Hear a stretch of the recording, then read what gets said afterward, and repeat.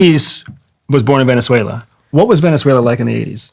Oh, it was nice. It was one of the world's best economies. It was a thriving democracy. It was an excellent place. With a large wealth gap.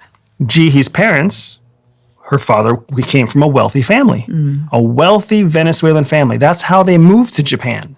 It's not easy to pick up and move a family of 4 to Japan or a family of 3 and then have a child in Japan, right?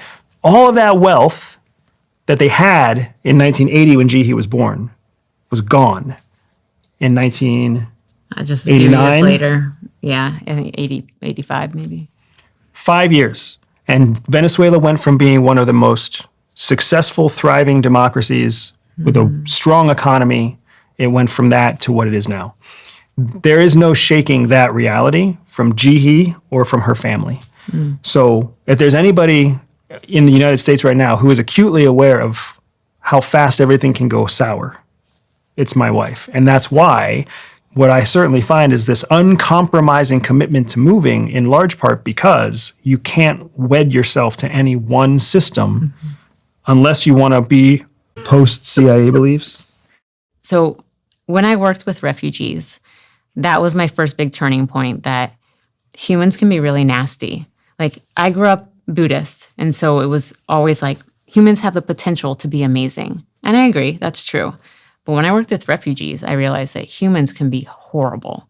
And I worked with Bosnians, and I worked with refugees from Rwanda, where, their neighbors literally turned on them. People who they had grown up with, literally the next day came over with a machete or came over with a gun and killed their family members and chased them through forests or through whatever. And that can happen anywhere. That was the first time that I realized that anytime somebody says that can't happen here, that's a lie. That can happen anywhere. None of those people ever thought, oh yeah, that could happen here. None of those people ever thought that. People always think that can't happen here. My neighbor would never do that to me. And that's not true.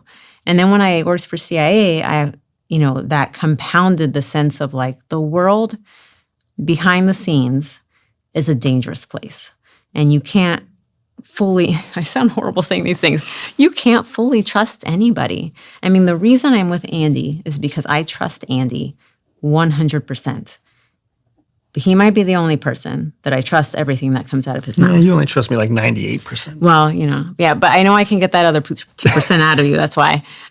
So, you really, you always have to understand that people are a combination of good and bad. And while I would like to think that people would always try to err to the good, I always have to keep in mind that people have a bad side to them, and there's any set of circumstances. So the writing on the wall for Americans is that we are transitioning into something new. We will never go back to what we were.